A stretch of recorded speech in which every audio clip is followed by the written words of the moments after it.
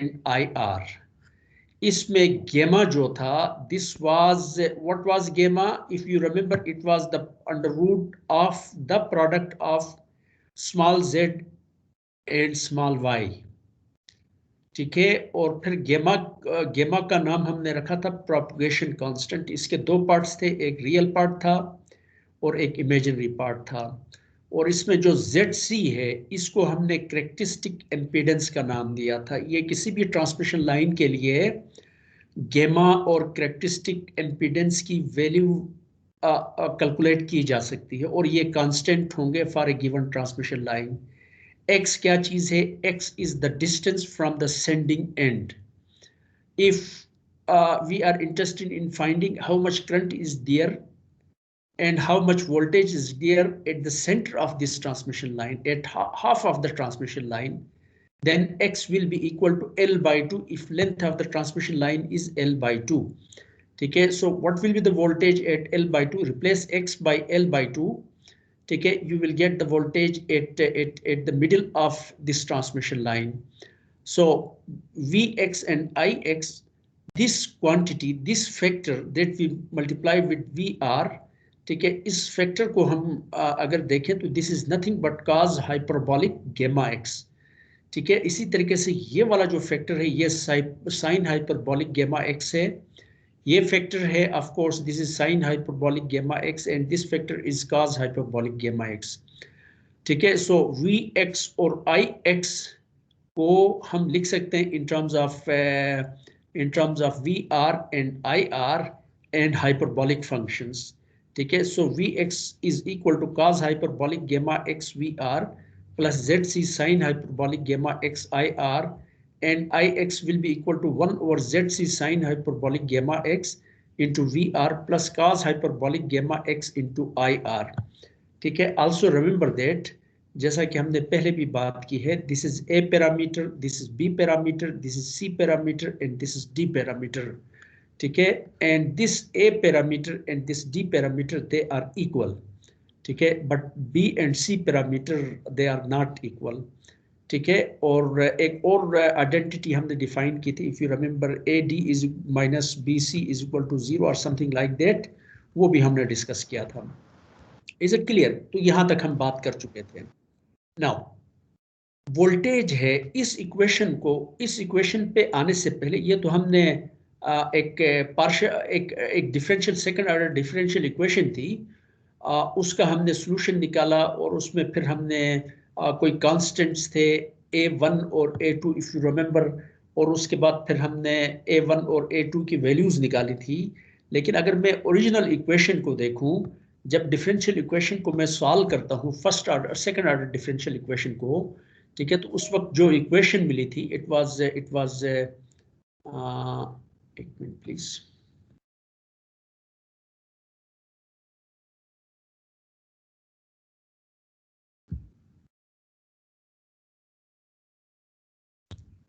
ठीक है। तो जो इक्वेशन हमने सॉल्व की थी सेकंड ऑर्डर डिफरेंशियल इक्वेशन, उसका सॉल्यूशन Vx आया था A1 e raised power gamma x plus A2 e raised power minus gamma x, if you remember.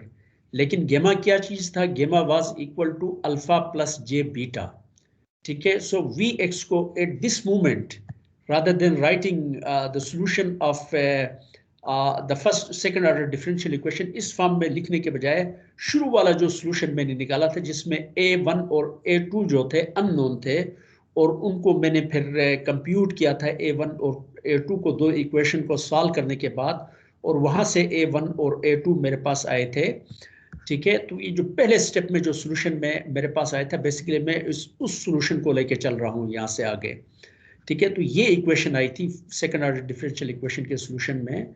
तो उसमें जो गेमा था, ई रेज़्ड पावर गेमा एक्स, इसके दो पार्ट्स हैं, एक रियल पार्ट है और एक इमेजिनरी पार्ट है। रियल पार्ट को मैंने यहाँ से अलग रखा, और यहाँ पे भी जो रियल पार्ट है उसको मैंने अलग कर दिया, A2 ई रेज़्ड पावर माइनस गेमा एक्स ई रेज़्ड पावर माइनस जे बीटा एक्स, ठीक है। और अगर मेरे पास एक, और ये क्या चीज है? This is phasor, always remember that this is a phasor, ठीक है। और इस फेजर का मैग्नीट्यूड क्या है? This is the magnitude. और इस फेजर का एंगल क्या है? Angle is basically Bx। इस V फेजर जो है, वोल्टेज फेजर को मैं लिख सकता हूँ A1 e raised to power alpha x और ये angle beta x plus A2 e raised to power minus alpha x angle minus beta x, इस फॉर्म में मैं लिख सकता हूँ। ठीक है, जैसा कि हम फेजर्स को लिखते हैं। फेजर्स को लिखने के मुख्तलिफ तरीके हैं ना, एक तो एंगल, एक एरो सा लगाते हैं, उसमें फिर हम एंगल लिखते हैं। दूसरा तरीका ये है कि उसको हम लिखते हैं x प्लस जे वाई के फॉर्म में लिखते हैं, और तीसरा तरीका क्या है, e raised to power j b x, इस फॉर्म में लिखते हैं। ठीक है, different ways of writing the phasors. ठीक है, सो इसमें यहाँ पे हमने जे बी एक्स में लिखा है। अगर आपके पास एक फेजर है, for example A angle theta है फॉर इंस्टेंस, अगर इसको आपने दोबारा टाइम में कन्वर्ट करना है तो कैसे करेंगे? ए एंगल थीटा, मसलन जिस तरह हमारे पास है फेज बी की जो वोल्टेज है, इसको हम लिखते हैं वी का मैग्नीट्यूड हो गया और उसके साथ एंगल हो गया -120। इसको टाइम डोमेन में लिखना है फेजर को, तो कैसे लिखेंगे?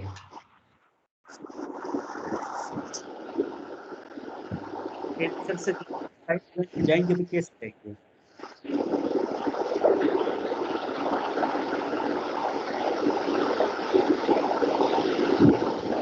हेलो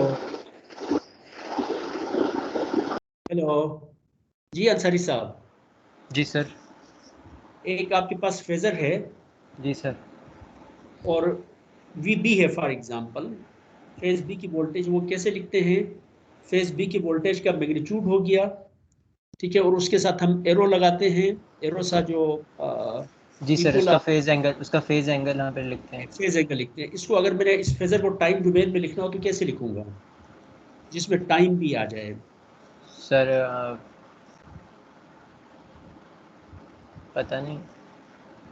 इसको सिंपली ये करते हैं ना कि v का magnitude cos into cos omega into t plus या -120, जो भी एंगल हो तो उसको उसके अंदर लिखते हैं ना। जी सर, अच्छा ये करना था मुझे हाँ क्या हाँ, ठीक है। सही। अगर जी सर। आपने उसमें जाना है, टाइम डोमेन में वापस जाना है, जी तो सर। बेसिकली उस एंगल को दोबारा हम क्या करते हैं, हम अंदर लिखते हैं। Is it clear? Yes sir. याद आ गया कुछ? जी जी सर, मुझे लगा कोई पता नहीं नई चीज़ है थोड़ी सी ना, तो मैं ऐसे ऐसे कंफ्यूज हो रहा था। तो अच्छा वही चीज़ है। हाँ, वही चीज है। और उसको अगर मैं इस फॉर्म में लिखूं, वी बी को इस फॉर्म में लिखूं तो कैसे लिखूंगा? वो तो सर हमारे पास फेस बी की वोल्टेज को, फेस बी का मैग्नीट्यूड हो जाएगा ई रेज़ टू पावर जे हमारे पास जो जी ओमेगा टी। माइनस, नहीं जे ओमेगा टी नहीं होगा ना, फेजर में टू टी ओमेगा टी नहीं आता है।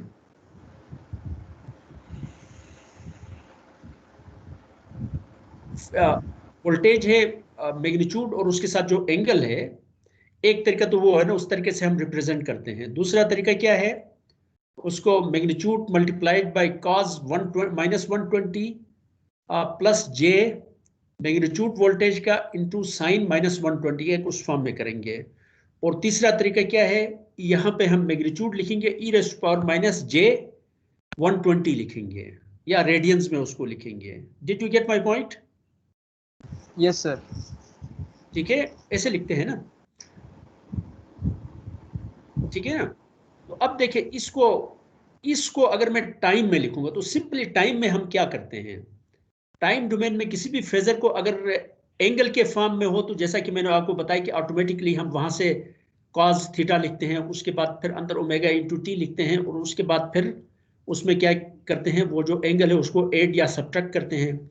लेकिन अगर इस फॉर्म में हो फेजर, तो सिंपली इसको टाइम में कन्वर्ट करने के लिए यहाँ पे हम टाइम कर देंगे, और यहाँ पे जे बीटा एक्स है, उसके बाद ओमेगा टी उसके साथ ऐड करेंगे। ठीक है, क्या चीज ऐड करेंगे, ओमेगा टी यहाँ ऐड करेंगे, ओमेगा टी यहाँ ऐड करेंगे, तो फिर वो किस में कन्वर्ट होगा, टाइम में कन्वर्ट हो जाएगा। लेकिन जब omega t e raised to power j b x plus omega t इसमें ऐड करूंगा, ठीक है, तो जो चीज मेरे पास आएगा, जो सिग्नल आएगा, वो बेसिकली क्या होगा, it will be A complex. लेकिन अगर उसका रियल पार्ट को मैं अलग करूंगा तो बेसिकली वो टाइम डोमेन में मेरे पास सिग्नल होगा। ठीक है, वोल्टेज है, अगर एक वोल्टेज है उसका phase angle for example theta है, ठीक है, तो उसका उसका मैग्नीट्यूड है फॉर एग्जांपल ए है उसका मैग्नीट्यूड और उसका एंगल थीटा है, तो फेजर में वो वोल्टेज होगी, that voltage will be equal to A e raised power j theta के बराबर होगी, ठीक है। लेकिन टाइम डोमेन में अगर लिखूंगा उसको, ठीक है, तो वो मैं लिख सकता हूँ v t is equal to A e raised power j theta plus omega into t, ठीक है। जरा आप लोग लिखें ना, आप लोग लिखें, एक वोल्टेज V है, फेजर है, phasor is equal to A e raised power j theta, ये एक फेजर है, V इज ए फेजर। आप लोगों ने लिखा? जी सर लिख लिया। इसको टाइम डोमेन में लिखना है, कैसे लिखेंगे?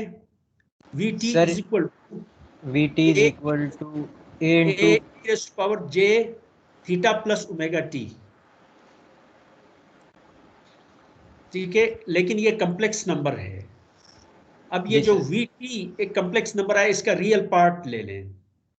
वीटी जो आपने डिफाइन किया था ना, वीटी कैसे डिफाइन किया, e raised power j b x plus omega t करके आपने वीटी डिफाइन किया था। लेकिन ये वीटी जो होगा टाइम डोमेन में जो आपके पास सिग्नल होगा, ये क्या होगा, कम्प्लेक्स नंबर होगा। इसका रियल पार्ट ले लें।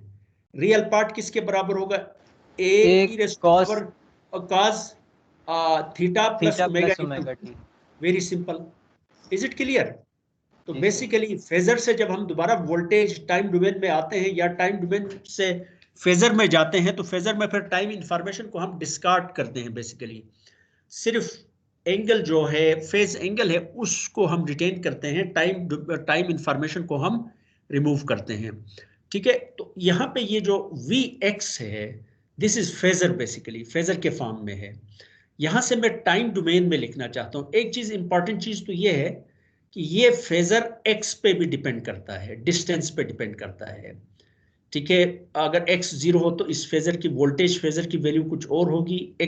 x की वैल्यू अगर फॉर एग्जांपल 10 किलोमीटर है, फॉर इंस्टेंस ट्रांसमिशन लाइन है, उसमें वे फेजर की वैल्यू कुछ और होगी। 100 किलोमीटर में वी फेजर की वैल्यू कुछ और होगी, एंड सो ऑन, ठीक है। जब टाइम डोमेन में वापस आऊंगा तो ऑफ कोर्स इसकी डिपेंडेंसी जो है x में वो भी रिटेन रहेगी, ठीक है। तो यहां से टाइम डोमेन में जब मैं आऊंगा तो इसके लिए मैं क्या करूंगा, इस क्वांटिटी में पहले तो मैं यहाँ b x plus omega t यहाँ पे लिखूंगा, और इसके साथ भी b x plus omega t add करूंगा, और उसके बाद फिर ये जो सिग्नल है, ऐड करने के बाद जो सिग्नल आएगा या इक्वेशन आएगी, उसका रियल पार्ट ले लूंगा और उसको फिर √2 से मल्टीप्लाई करूंगा। क्योंकि जब फेजर को हम डिफाइन करते हैं तो ये जो वैल्यू हो, यहाँ पे जो वैल्यू आती है, that value is basically RMS value होती है। तो आरएमएस वैल्यू से दोबारा टाइम डोमेन में जब भी सिग्नल को डिफाइन करते हैं, साइन और काज को डिफाइन करते हैं, तो उसमें क्या लिखते हैं, वी एम आई एम लिखते हैं। वी एम मैक्सिमम वोल्टेज होती है और आई एम मैक्सिमम करंट के फॉर्म में लिखते हैं। बेसिकली साइन और काज के शुरू में हम उनकी मैक्सिमम वैल्यूज लिखते हैं। लेकिन यहाँ पे जो क्वांटिटीज आती है, ये A1 ये A2 फेजर्स के साथ लिखते हैं, बेसिकली वो उसकी आरएमएस वैल्यू होती है। तो इसका मतलब हुआ कि इसमें मैं जे इसमें b x plus omega t यहाँ पे ऐड करूंगा, b x plus omega t यहाँ पे ऐड करूंगा, ठीक है। और उसके बाद फिर इसका रियल पार्ट लूंगा और उसको √2 के साथ मल्टीप्लाई करूंगा। तो basically what I will get the time domain में मेरे पास सिग्नल आ जाएगी √2 real part of A1 E raised power alpha x E raised power J omega T plus beta x plus √2 real part of A2 E raised power minus alpha x E raised power J omega T minus beta x. ये चीज, इसका real part और इसका real part, ठीक है, उनको आपस में ऐड करूंगा तो बेसिकली मेरे पास VTX आ जाएगा। ये जो VTX का मतलब क्या है, वोल्टेज है ट्रांसमिशन लाइन पे। अगर हम टाइम में देखें तो किसी गिवन इंस्टेंट ऑफ टाइम में देखें तो वो वोल्टेज वेरी करेगी throughout the transmission line. For example 80 is equal to 0 पे वोल्टेज की वैल्यू देखेंगे आप, सेंडिंग एंड पे देखेंगे तो उस पर कुछ और होगी, रिसीविंग एंड पे कुछ और होगी, ठीक है। दरमियान में मिड पॉइंट पे देखें तो वहां कुछ और होगी, क्योंकि ये वोल्टेज किस चीज पे डिपेंड करती है, ये वोल्टेज टाइम पे भी डिपेंड करती है और डिस्टेंस पे भी डिपेंड करती है फ्रॉम द रिसीविंग एंड, ठीक है। 10 सेकंड लेटर अगर मैं वोल्टेज पूरी ट्रांसमिशन लाइन पे देखूं तो मुख्तलिफ जगहों पे वोल्टेज जो होगी वो मुख्तलिफ होगी। Is it clear? Receiving end पे मुख्तलिफ होगी 10 सेकेंड लेटर, ठीक है, सेंडिंग एंड पे मुख्तलिफ होगी, मिडिल पॉइंट पे मुख्तलिफ होगी, quarter of the transmission line वहाँ पे v की वैल्यू मुख्तलिफ होगी। कहने का मतलब ये है कि ये जो v है ये टाइम पे भी डिपेंड करता है और ये उस पे भी, डिस्टेंस पे भी डिपेंड करता है अलोंग द ट्रांसमिशन लाइन, ठीक है। इसको मैं दो पार्ट्स में लिख सकता हूँ। ये जो पहला पार्ट है उसको मैं v1tx लिख लेता हूँ, उसको v2tx लिखता हूँ, ठीक है। इसमें देखें एक इंपॉर्टेंट चीज जो है, ये चीज क्या बन जाएगी, इसका अगर मैं रियल पार्ट ले लूं तो so v1tx is nothing but this thing and v2tx is nothing but a2 power minus alpha x cos omega into t minus beta x. ये दो इक्वेशंस हैं। बेसिकली ये पार्ट मेरे पास ये आ गया और this part is same as equation 5.58, ठीक है। अब यहाँ पे एक very important conclusion that we can draw from these two equations. इसमें ये देखें, अगर हम रिसीविंग एंड से ट्रांसमिटिंग एंड है उसकी तरफ मूव करना शुरू कर दें ट्रांसमिशन लाइन के ऊपर, ठीक है, तो ये वाला फैक्टर क्या होता चला जाएगा, this factor it will just keep on increasing, जो कि एक एक्सपोनेंशियल फंक्शन है ना, अल्फा इंटू एक्स है, alpha is a real number, it is a positive, x is 0 eight the receiving end, और एक्स जब हम रिसीविंग एंड से ट्रांसमिटिंग एंड की तरफ जा रहे हैं तो एक्स बढ़ रहा है, तो इसका मतलब है ये वाला फैक्टर बढ़ रहा है। रिसीविंग एंड पे जो वोल्टेज होगी, अगर x is equal to 0 put करूंगा तो what I get is at different time instants पे रिसीविंग एंड पे, इसके दो पार्ट्स में बता, पहली बात तो ये है, इसके दो पार्ट्स बनाए, उसमें से मैं पहले पार्ट की बात करता हूँ।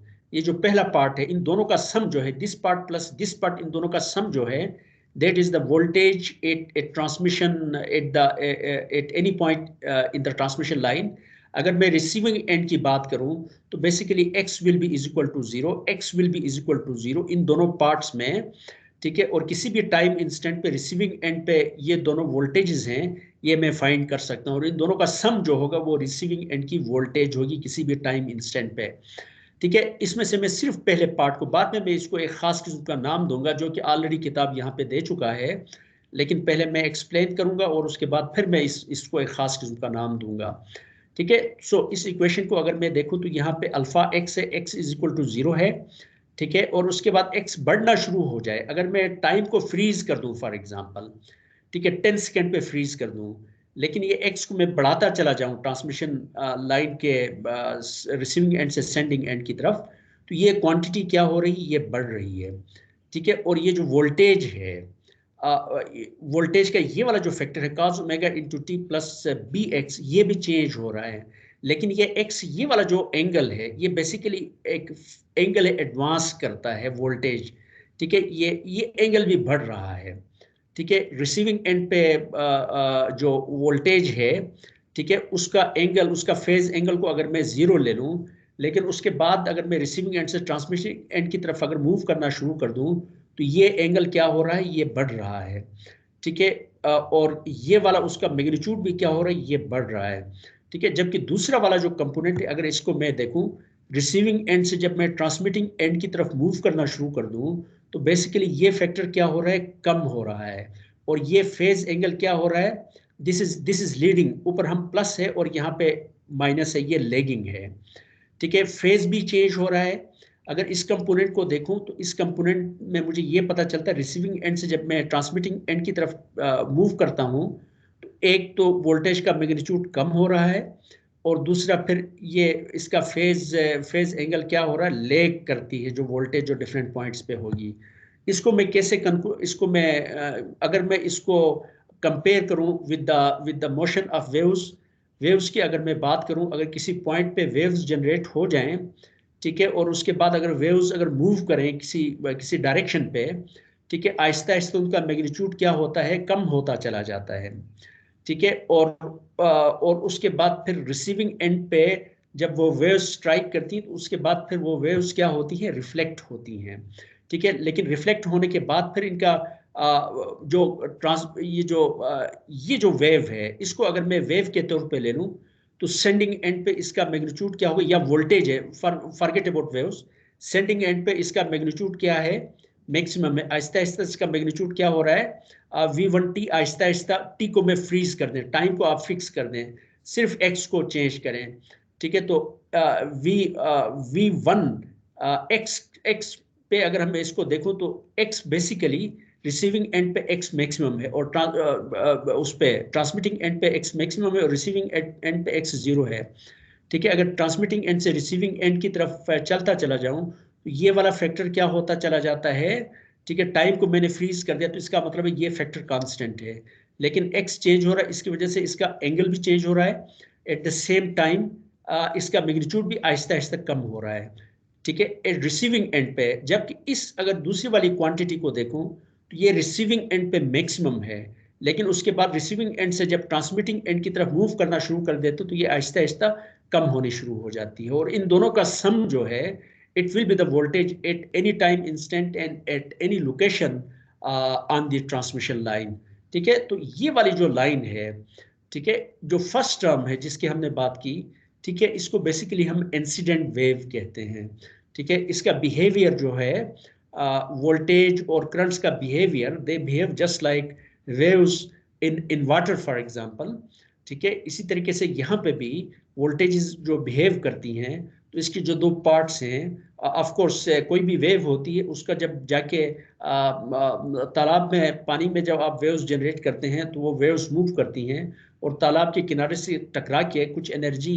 साइड पे एब्जॉर्ब होती है, और बाकी वेव फिर वहां से क्या होती है, रिफ्लेक्ट बैक होती है, लेकिन आहिस्ता आहिस्ता उसका मैग्नीट्यूड क्या हो जाता है, कम होता चला जाता है। The same behaviour is here, ठीक है। सो इस एनालिसिस से अगर मैं देखूं तो ये जो चीज बन जाती है, this is the incident wave, और ये हमारे पास बन जाती है the second term becomes smaller because of e raised to power minus x। क्यों स्मॉलर हो जाती है, क्योंकि x को हम क्या करते हैं, रिसीविंग एंड से हम देखते हैं, ठीक है। रिसीविंग एंड पे x की वैल्यू 0 है, तो रिसीविंग एंड से जब ट्रांसमिटिंग एंड की तरफ जाते हैं तो ये वाला फैक्टर कम होता चला जाता है। Receiving end transmitting and, example आप उसको इस तरीके से ले लें कि एक तालाब है, उसके सेंटर में आप एक पेबल आप ड्रॉप करते हैं, तो that is the transmitting and, ठीक है। और रिसीविंग एंड कौन सा है, इट इज द तालाब का जो किनारा है, that is the receiving and. तो वहां से जो वेव ट्रेवल करके आती है, आके फिर तालाब के साइड के साथ स्ट्राइक करती है, ठीक है, कुछ एनर्जी उसकी एब्जॉर्ब होगी, और उसके बाद बाकी एनर्जी जो है उसके बाद फिर वो रिफ्लेक्ट होगी वेव, लेकिन उसकी इंटेंसिटी आहिस्ता आहिस्ता उसका एम्पलीट्यूड क्या होता चला जाएगा, कम होता चला जाएगा जब ये रिफ्लेक्ट बैक होगी। The same behaviour is here. So इसको हम इंसिडेंट वेव कहेंगे और इसको हम रिफ्लेक्टेड वेव कहेंगे, ठीक है। तो जैसा कि इंसिडेंट वेव है, कोई भी वेव है उसका एक टाइम पीरियड होता है, और उस वेव का एक वेव लेंथ होती है बेसिकली। इसी तरीके से यहाँ पे भी ये जो वोल्टेज और करंट्स को एज ए वेव के तौर पर जब हम ट्रीट करते हैं, तो यहाँ पे भी वोल्टेज की और करंट की एक वेव लेंथ होगी और एक टाइम पीरियड होगा, ठीक है। इसको एक और तरीके से भी हम सोच सकते हैं। आपके पास एक वायर है, उसके ट्रांसमिटिंग एंड पे एक साइनोसाइडल सिग्नल आप इंजेक्ट करें, ठीक है। साइनोसाइडल सिग्नल की वैल्यू 0 है, तो रिसीविंग एंड पे साइनोस एक किसी टाइम इनसे t इज इक्वल टू 0 पे आप ट्रांसमिटिंग एंड पे सिग्नल की वैल्यू 0 है, ठीक है। रिसीविंग एंड पे सिग्नल की वैल्यू क्या होगी, 0 होगी। अगले टाइम इंस्टेंट पे देखें, ट्रांसमिटिंग एंड पे सिग्नल की वैल्यू 1 है, तो इंस्टेंटेनियसली रिसीविंग एंड पे सिग्नल की वैल्यू क्या होगी, that will be 1। Transmitting and पे अगर सिग्नल की वैल्यू 2 हो जाती है या वोल्टेज 2 वोल्ट है, तो रिसीविंग एंड पे इंस्टेंटेनियसली वोल्टेज की वैल्यू क्या हो जाती है, 2 वोल्ट हो जाती है, ठीक है। या मैं इसको इस तरीके से लिखूं कि एक साइनोसाइडल सिग्नल को ट्रांसमिटिंग एंड पे एक ऑसिलोस्कोप लगाएं और उसमें उस साइनोसाइडल सिग्नल को आप रिकॉर्ड करें, और रिसीविंग एंड पे भी आप रिकॉर्ड करें, और दोनों साइनोसाइडल सिग्नल्स को एक दूसरे के ऊपर जब उनको एक ही टाइम स्केल में आप जब उसको शो करेंगे, तो उन दोनों के दरमियान जनरली क्या होता है, उन दोनों के दरमियान फेज एंगल क्या होता है, 0 होता है। इसका मतलब यह है the instant the voltage changes at the, अगर 5 वोल्ट हो जाए सेंडिंग एंड पे, उसी इंस्टेंट पे रिसीविंग एंड पे भी वोल्टेज क्या होती है, सेम हो जाती है, ठीक है। लेकिन अगर डिस्टेंस ट्रांसमिशन लाइन की आप बढ़ाते चले जाएं, ठीक है, तो साइनोसाइडल सिग्नल्स में फिर क्या होता है, देन देयर इज टाइम, यहाँ से जो जिस तरह वेव्स का बिहेवियर है उसी तरीके से जब ट्रांसमिटिंग एंड पे वोल्टेज 5 वोल्ट हो जाती है, अगर ट्रांसमिशन लाइन की लेंथ बहुत ज़्यादा है तो रिसीविंग एंड पे वो इंस्टेंटेनियसली 5 वोल्ट नहीं होगी, बल्कि it will take some time for the voltage to become 5 volt. Did you get my point? Yes sir. ठीक है, ट्रेवलिंग वेव्स है ना, एक वेव ट्रेवल कर रही है, ठीक है, it will take time for the wave to reach उसका जो है, ठीक है, वहां तक पहुंचने में एक कुछ टाइम लगेगा. इसको एक और तरीके से भी ले लें. नाउ अगर मैं इसको जो है यहाँ पे अगर मैं इसको देखूं, यहाँ पे अगर मैं तो ये बेसिकली ये टाइम की डिपेंडेंसी है. यहाँ पे ओमेगा इंटू टी ये टाइम है. एक ट्रांसमिशन लाइन है, लंबी सी ट्रांसमिशन लाइन है, उस पे टाइम को आप फ्रीज करें. ठीक है, ये इस कंसेप्ट को है, बड़ा इंटरेस्टिंग कंसेप्ट है, उसको थोड़ा सा आपको इमेजिन करना पड़ेगा. ठीक है, ट्रांसमिशन लाइन है, उसके ऊपर किसी टाइम इंस्टेंट पे टाइम को आप फ्रीज कर दें.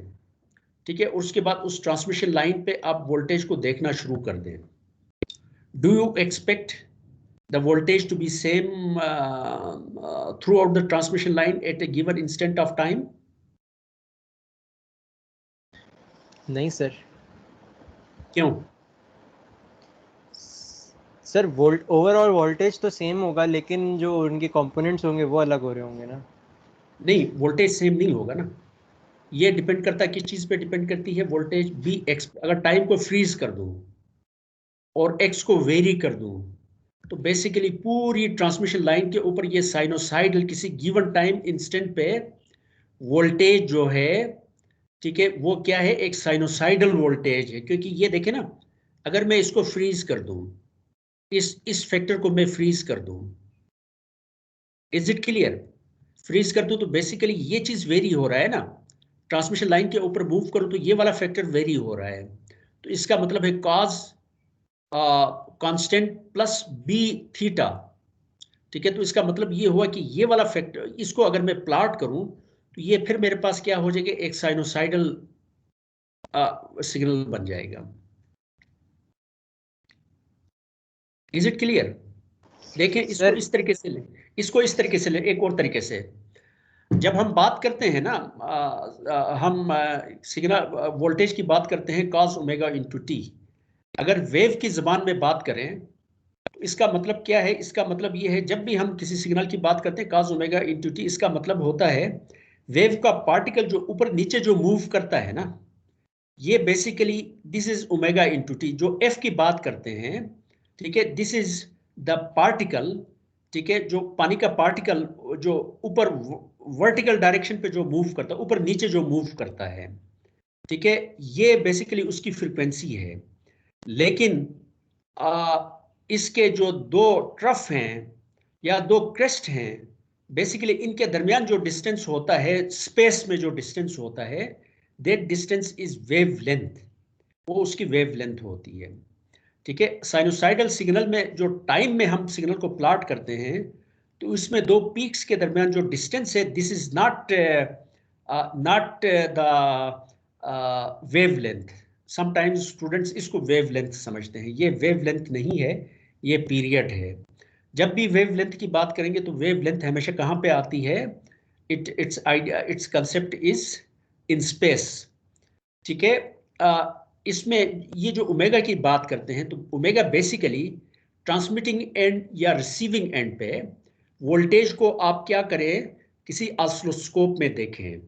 वोल्टेज को आप किसी ऑसिलोस्कोप में देखें किसी भी पॉइंट पे, ठीक है, तो उसकी जो फ्रीक्वेंसी आएगी वो बेसिकली टाइम में देख रहे हैं. ठीक है, तो उसकी जो फ्रीक्वेंसी आएगी बेसिकली यहाँ पे जो ओमेगा की बात की है, दैट इज दैट ओमेगा. लेकिन ये जो x है, अब इसका मतलब ये हुआ कि अगर मैं डिफरेंट पॉइंट्स पे, ट्रांसमिशन लाइन है उसके डिफरेंट पॉइंट्स में एक एक ऑसिलोस्कोप ले लूं, लगाऊं, और उसके बाद उस वोल्टेज को मैं प्लॉट करूं, तो सारी वोल्टेजेस का एक दूसरे के साथ क्या होगा, फेज डिफरेंस होगा. लेकिन उन सब की फ्रीक्वेंसी क्या होगी, the frequency will be the same, लेकिन उन सब वोल्टेजेस के दरमियान एक फेज डिफरेंस होगा। Is it clear? और अगर मैं टाइम को फ्रीज कर दूं और पूरी ट्रांसमिशन लाइन में सेंडिंग एंड से रिसीविंग एंड की तरफ मूव करूं, तो तब भी ये वोल्टेज जो है it behaves as a sinusoidal signal.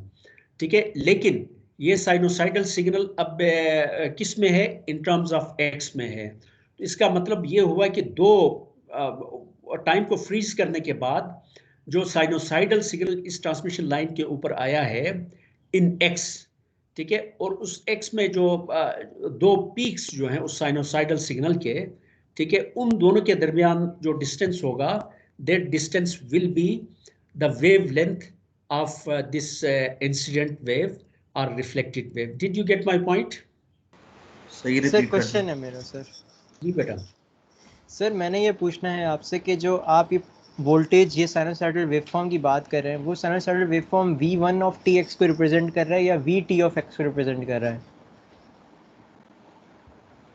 नहीं, देखें, ये भी साइनोसाइडल है, ये भी साइनोसाइडल नहीं है। नहीं, मैं ये नहीं कह रहा भाई, वो एक कंपोनेंट है ना। तो मैं ये पूछ रहा हूँ कि आप ओवरऑल वोल्टेज की बात कर रहे हैं ना, जो कि मतलब दोनों का सम होगा हमारे पास, नहीं, ओवरऑल v2 की और भी v1। इंडिविजुअल की भी बात कर सकते हैं। आप सिर्फ v1 की बात कर रहे हैं ना? V1 की बात करें, चलें V1 की ठीक बात करें। ठीक ठीक ठीक है, क्यों मैं यही कह रहा सोच रहा था कि जैसे हम x करते हैं तो v1 हमारे पास बढ़ रहा है, x बढ़ता है तो v1 बढ़ता है, और v2 कम हो रहा है। तो इन दी एंड अगर हम vt ऑफ x की खाली बात करेंगे तो वो उनका दोनों समेशन तो नहीं, वो भी दोनों का सम भी जो है ना, एक मिनट में आपका वो जो कहाँ गया, एक आपने क्लिप बोर्ड शेयर किया था, सर ये आप थोड़ा उसमें जाए ना, सा इमेजिन आप करना है। टीम्स में जाएंगे तो वहाँ पे आएगा। हाँ, आप आगे वाइट बोर्ड की बात कर रहे हैं ना सर? नजर आ रहा है आप लोगों को? नहीं सर, आप जो है अपनी व्यू को जो है ना, टीम्स में जाएं आप, हाँ, टीम्स का दूसरा वाला खोलें। दो दो फाइल्स होती हैं टीम्स की ना, दो हाँ, टैब्स दूसरा खुले वाला हुए वो हैं, दूसरा वाला खोलें। कुछ कर रहा है, कर रहा है, नजर आ रहा है? नो सर, आपने अपने शेयर कंटेंट में सर आप जाएं, आपने सिर्फ शेयर स्क्रीन की है, शेयर डेस्कटॉप करेंगे तो जो भी खोलेंगे आपको नजर आएगा। अच्छा,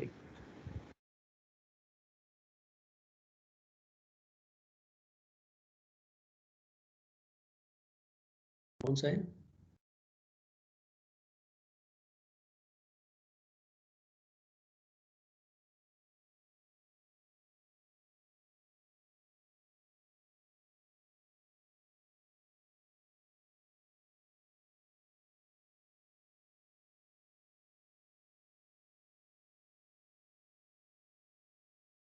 हाँ,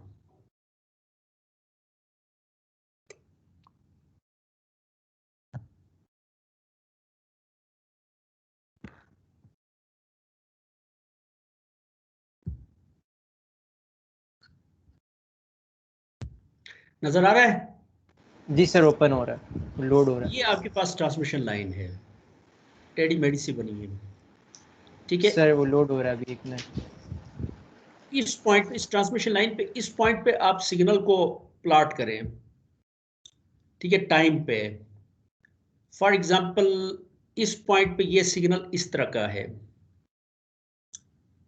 जनरली क्या होता, अब तक जो हम ऑब्जर्वेशन करते रहे वो क्या है, पहले मैं उसकी बात करता हूं, ठीक है। उसमें हम ट्रांसमिशन लाइन में हम या कोई भी सिग्नल लैब में देखते हैं, तो ये सिग्नल यहाँ पे है, सेंडिंग एंड पे है, तो the same signal, what is your observation? Common observation क्या है? The same signal. Sir receiving end पे भी सेम सिग्नल ही होगा। इन दोनों के दरमियान कोई डिले होगा? यानी इसका मतलब दैट कि पूरी ट्रांसमिशन लाइन में क्या है, यहाँ पे जब जीरो है तो पूरी ट्रांसमिशन लाइन पे वोल्टेज क्या है? जीरो है। जब यहाँ पे 1 वोल्ट है सेंडिंग एंड पे, तो पूरी ट्रांसमिशन लाइन पे वोल्टेज क्या है? 1 वोल्ट है, ठीक है, 1 वोल्ट है। जब यहाँ पे 2 वोल्ट है, दिस मच वोल्टेज इज दियर, ठीक है, तो पूरी ट्रांसमिशन लाइन में कितना है? ये वाला वोल्टेज है। Did you get my point? Sir आप स्क्रीन शेयर करते हैं, व्हाइट बोर्ड लोड नहीं हो रहा हमारा। अच्छा,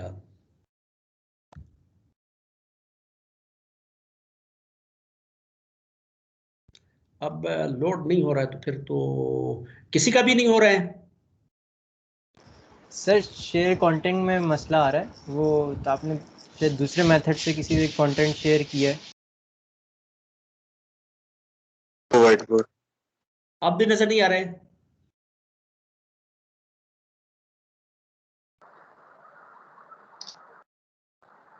नहीं, सर कुछ को तो नजर आ रहा है। मुझे तो नज़र आ रहा है सर, लेकिन आपका कर्सर नहीं नज़र आ रहा। लिखा हुआ नजर नहीं आ रहा है। लिखा हुआ नज़र आ रहा है, बस आपका माउस नहीं घूमता हुआ नज़र आ रहा, बाकी सब सही है। अच्छा अच्छा अच्छा अच्छा, बाकी बाकी लोगों को भी नजर नहीं आ रहा है। सर नो अब आ सर गया नजर नहीं आ रहा। ऐसे नहीं आ रहा। अच्छा चले चलिए फिर हम इसी की तरफ जाते हैं। तो खैर अगर आपको इसकी समझ आती है तो ठीक है, वरना जरा किताब में देख लें, आपको वहां से समझ आ जाएगी। ठीक है। सो अगर हम स्पेस में देखें तो बेसिकली ये वेव लेंथ क्या है, दो ट्रफ और दो क्रेस्ट्स के दरमियान डिस्टेंस है, that is the wave length.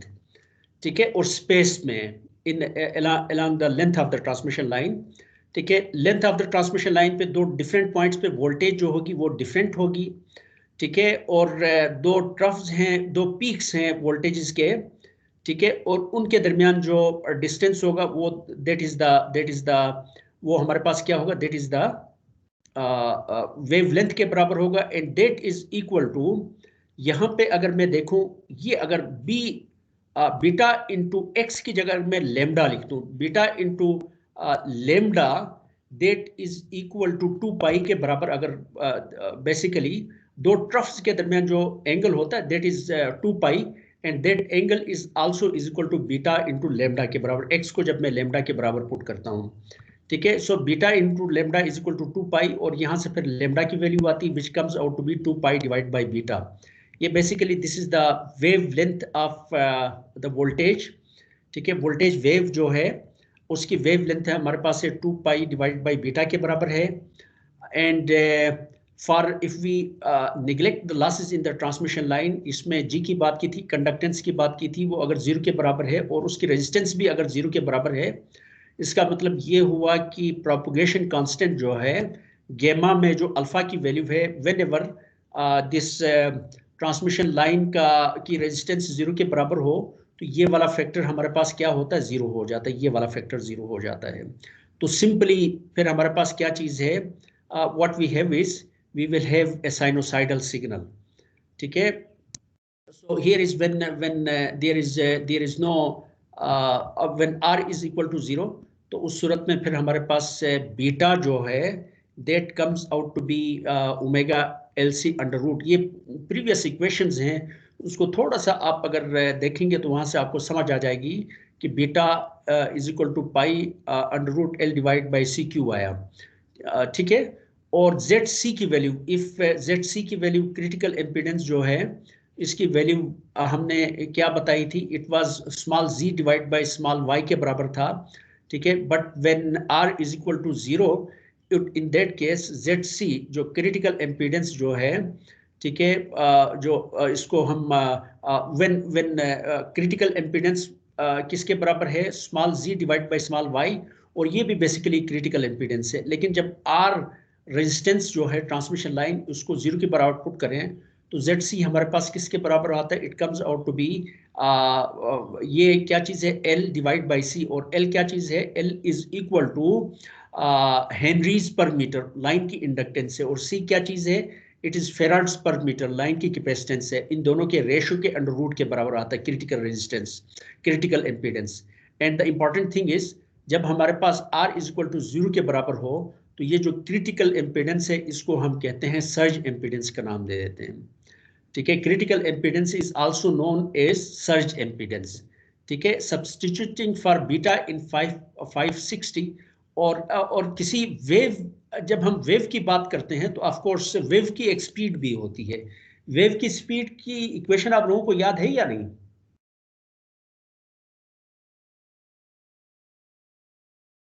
v is equals to f lambda sir। Wave की मोशन जो है, अगर वेव मूव कर रही है कोई वेव, ठीक है, तो उसकी स्पीड का याद है आप लोगों को equation? Speed of wave is f into lambda। Is it clear? Yes sir. Yes sir. याद है? गुड। ठीक है, लेमडा भी हमारे पास पता है, एफ भी हमें पता है। ठीक है, और वहां से उसको थोड़ा सा अगर हम सिंप्लीफाई करें फॉर ए लॉसलेस लाइन जिसमें आर की वैल्यू 0 के बराबर है। ठीक है, तो स्पीड ऑफ वेव, जो वोल्टेज वेव जो है वो कैसे ट्रेवल करती है, ठीक है, उसकी स्पीड किसके बराबर होती है? v is equal to 1 over lambda c के अंडर रूट के बराबर होती है। और लेमडा किसके बराबर है? 1 divide by f under root c के बराबर होती है। ठीक है, और if for the transmission line अगर हम इंटरनल फ्लक्स लिंकेजेस को निगलेक्ट कर दें, ठीक है, तो उस सूरत में GMRL लाइन का जो GMR है that is equal to GMRC। Capacitance निकालने के लिए हम GMRC इस्तेमाल करते हैं और रेजिस्टेंस और इंडक्टेंस निकालने के लिए GMRL इस्तेमाल करते हैं, क्योंकि इन दोनों की जो GMRs जो होती हैं लाइन की, वो कैपेसिटेंस के लिए और इंडक्टेंस के लिए डिफरेंट होती है। क्यों डिफरेंट होती है? इंडक्टेंस की डिफरेंट क्यों होती है? क्योंकि इंडक्टेंस में हम उसका इंटरनल जो फ्लक्स है उसके इफेक्ट को भी हम इंक्लूड कर देते हैं। लेकिन अगर हम उसको निगलेक्ट कर दें तो GMRL will be is equal to GMRC for a transmission line. ठीक है, when GMRL is equal to GMRC, ये वाली इक्वेशन है ZC जो है, या सर्ज एम्पीडेंस, इंडक्टेंस किसके बराबर आती थी? It was some constant multiplied by किसके बराबर होता था? log GMD divide by GMRL के बराबर होता था। और ये किस चीज के बराबर थी? It was some constant divided by log GMRD divide by GMRC के बराबर होता था। जब इस इक्वेशन में ये GMR, चूंकि ये दोनों इक्वल हैं, वो ओरिजिनल इक्वेशन 4th चैप्टर में जरा जाके आप लोग दोबारा देखें। ठीक है, वहां से जो इंडक्टेंस और कैपेसिटेंस की इक्वेशंस में यहाँ पुट करूंगा ट्रांसमिशन लाइन के लिए, पर फेज इंडक्टेंस की जो इक्वेशन आई थी पर फेज लाइन के लिए, GMRD divide by GMRL, GMRD divide by GMRC, नीचे वाले डिनोमिनेटर में 1 over GMRD divide by GMRC आता था। ठीक है, वो चीज़ जब मैं यहाँ पे पुट करता हूँ और थोड़ा सा सिंप्लीफाई करता हूँ, तो what I get is the velocity of the wave की जो velocity, it comes out to be 1 over epsilon naught into mu naught के बराबर आता है। और लेमडा किसके बराबर होता है? It comes out to be f under root mu naught epsilon. ठीक है, जब ये वाली वैल्यूज में पुट करता हूँ तो what I get is I will get ये जो वेलोसिटी वेव जो है, इसकी वेलोसिटी जो है वेव की, इसकी स्पीड आती है 3 × 10⁸ मीटर पर सेकेंड अप्रॉक्सीमेटली। तो इसका मतलब ये जो वोल्टेज वेव है ये किस स्पीड से ट्रेवल करती है? It travels at the speed of light 3 × 10⁸ metre per second, 860 hertz. और इसकी वेवलेंथ क्या है? Wavelength is 5000 kilometre. ठीक है, did you get this point? Yes sir. क्योंकि हम प्रैक्टिकल लाइफ में जब लैब वगैरह में हम काम करते हैं तो बेसिकली हमारे पास जो वायर्स जो होती हैं ये बहुत छोटी होती हैं। तो इसका मतलब है कि सेंडिंग एंड पे वोल्टेज अगर 1 वोल्ट है तो रिसीविंग एंड पे भी उसी इंस्टेंट पे आपको वोल्टेज क्या मिलती है? 1 वोल्ट मिलती है। सेंडिंग एंड पे 2 वोल्ट है तो रिसीविंग एंड पे भी 2 वोल्ट मिलती है। लेकिन अगर वायर की लंबाई अगर मैं बढ़ाता चला जाऊं, ठीक है, बढ़ाता चला जाऊं, क्योंकि ट्रांसमिशन लाइंस की लेंथ तो बहुत ज्यादा होती है ना, it could be 600 kilometre, it could be 800 kilometre, it could be 300 kilometre. ठीक है, तो इसमें फिर वो जो वोल्टेजेस होती हैं रिसीविंग एंड और ट्रांसमिटिंग एंड में, ट्रांसमिटिंग एंड पे अगर एक वोल्टेज खास लेवल आ जाता तो उस लेवल को it takes some time for this level to travel from the transmitting end to the receiving end. Is it clear? So जब हमारे पास ZC किसके बराबर होगा? ZC विल बिकॉज अगर हम ये एज्यूम करते हैं GMRL is equal to GMRC, ठीक है, तो यहाँ से ZC for a transmission for the transmission lines, ZC की इक्वेशन तो generally L divide by C under root के बराबर है when R is equal to 0। ZC की बात करते हैं या surge impedance, ZC is critical impedance है, जब R इज इक्वल टू 0 हो तो उसको हम सर्ज एम्पीडेंस कहते हैं। ठीक है, और surge impedance comes out to be for transmission lines, it comes out to be 1 over 2 pi mu nought divide by epsilon nought log GMD divide by GMRC। ठीक है, so surge impedance for transmission lines, अगर transmission line का GMD मुझे पता है और transmission line का जो GMR मुझे पता है, तो ट्रांसमिशन लाइन के लिए सर्ज एम्पीडेंस भी मैं निकाल सकता हूँ, ठीक है। इसकी इंपॉर्टेंस की हम बाद में बात करेंगे। फॉर ट्रांसमिशन लाइन 69 किलोमीटर की ट्रांसमिशन लाइन है, ठीक है। उसके लिए जो सर्ज एम्पीडेंस है, it's value is approximately equal to 400 ohms के बराबर होती है, ठीक है। Lines down to around 250 ohm की जो अगर ओहम होती है, for double circuit 765 ohm kilo volt की अगर ट्रांसमिशन लाइन है, तो उसके लिए फिर इसकी वैल्यू होती है, किसकी वैल्यू होती है, सर्ज एम्पीडेंस है, इसकी वैल्यू 250 के ओहम के बराबर होती है तकरीबन। 69 किलो वोल्ट की लाइन के लिए 400 ओहम और 765 किलो वोल्ट की जो लाइन है उसके लिए अप्रॉक्सीमेटली 200 किलो ओहम के आसपास होती है। सो आई थिंक मेरे ख्याल में इसको आज हम यहीं पे कंक्लूड करते हैं। जी सर। टाइम तो अभी आधा घंटा है, आधा घंटा भी नहीं हुआ भाई, क्या कंक्लूड करें, थोड़ा सा और देखते हैं फिर, ठीक है। नहीं सर, काफी टाइम हो गया सर। सर 54 मिनट्स हो चुके हैं। अच्छा, हाँ हमने 2:30 बजे शुरू किया था ना। जी सर। इसको मैं थोड़ा सा यहाँ से दोबारा आपको समझाने की शुरू कर, ये नजर आ रहे हैं? जी सर। ये एक ट्रांसमिशन लाइन है, ठीक है। अगर मैं यहाँ पे वोल्टेज देखूं सेंडिंग एंड पे, जनरली तो हमारे पास छोटी वायर्स हम इस्तेमाल करते हैं ना, जिनकी लेंथ बहुत ज़्यादा नहीं होती, तो उसमें फिर हमें यहाँ पे अगर मैं एक ये हमारे पास है और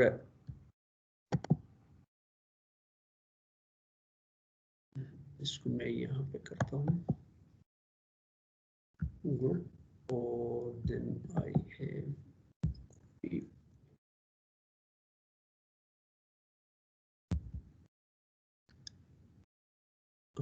यहाँ पे एक sinusoidal signal sine omega into T,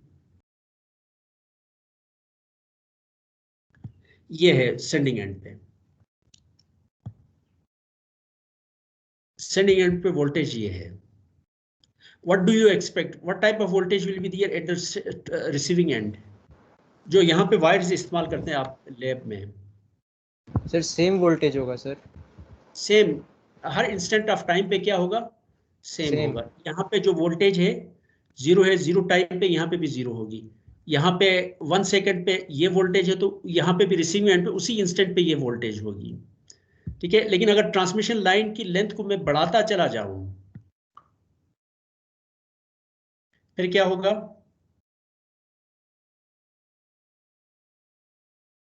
delay आ जाएगा। It is something like this, क्योंकि ये स्पीड ऑफ लाइट्स है, तो इसका मतलब देखें ना, यहाँ पे ये वाला डिले है बेसिकली। इस इक्वेशन को अगर मैं देखूं, ये चीज जो है यहाँ पे, ये वाला डिले रिसीविंग एंड पे हमारे पास क्या था, इट वाज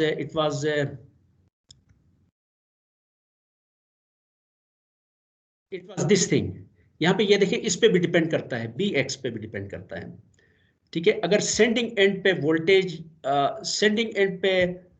वोल्टेज ये है, if the voltage at the sending end is this, अगर ट्रांसमिशन लाइन की लेंथ को बढ़ाता चला जाऊं, तो रिसीविंग एंड पे वोल्टेज फिर क्या होने शुरू हो जाएगा, डिले होना शुरू हो जाएगा। Delay, it depends, it how much delay will be there, यहाँ से यहाँ तक ये डिले होगा, ये बीटा इंटू एल पे डिपेंड करेगा। मसलन रिसीविंग एंड पे अगर मैं बढ़ाता चला जाऊं, it is of course it is a sinusoidal signal again, ठीक है। It is something like this, और इसको मैं यहाँ से कंटिन्यू करता हूँ, एक मिनट प्लीज। असल में जब तक बोर्ड ना हो ना इन चीज़ों को,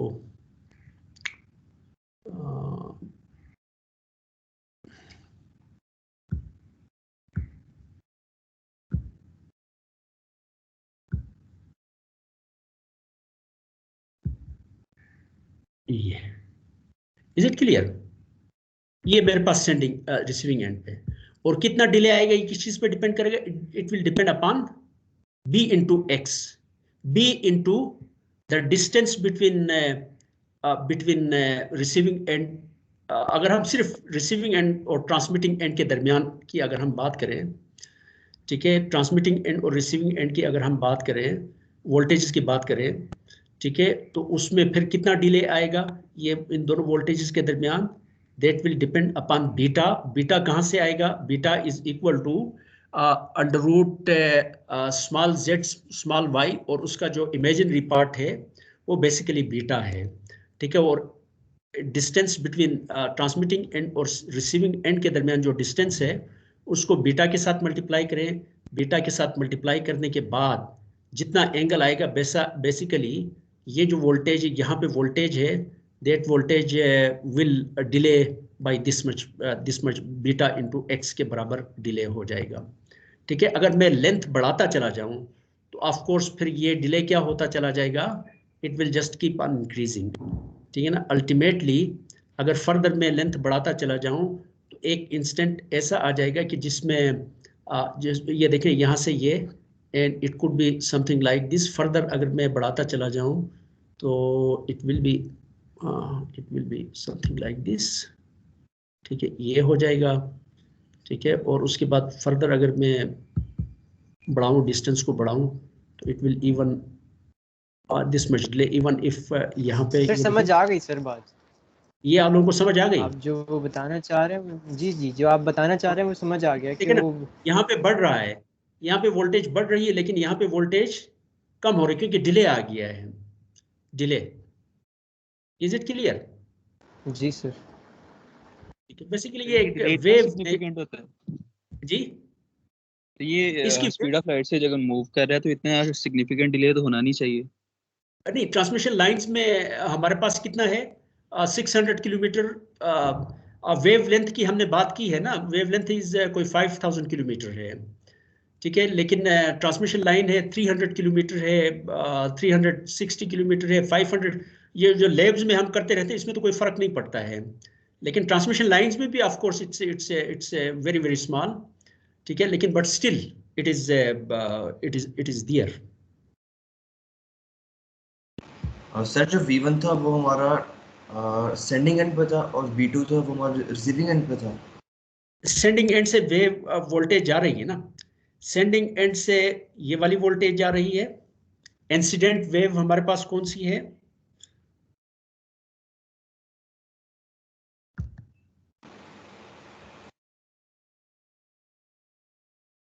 ये इंसिडेंट वेव है, ये सेंडिंग एंड से जा रही है। ये अगर इसको इन टर्म्स ऑफ वैसे वोल्टेज क्या है डिफरेंट पॉइंट्स पे, ये वोल्टेज है we T x V1 TX plus V2 TX। लेकिन जो सेंडिंग एंड से जो वोल्टेज जा रही है इंसिडेंट वेव जो है दैट इज दिस थिंग, और रिसीविंग एंड से जो रिफ्लेक्ट बैक होके आ रही वो ये है, और इन दोनों का सम बेसिकली दैट इज VTX। पानी में भी तो यही होता है ना कि जो आपके पास सेंडिंग एंड से एक वेव जाती है, रिसीविंग एंड से स्ट्राइक करती है, और उसके बाद रिफ्लेक्ट बैक होती है, और उन दोनों को दोनों ऐड हो जाती हैं, और उसके बाद और आपके पास वेव का एक पैटर्न नजर आता है।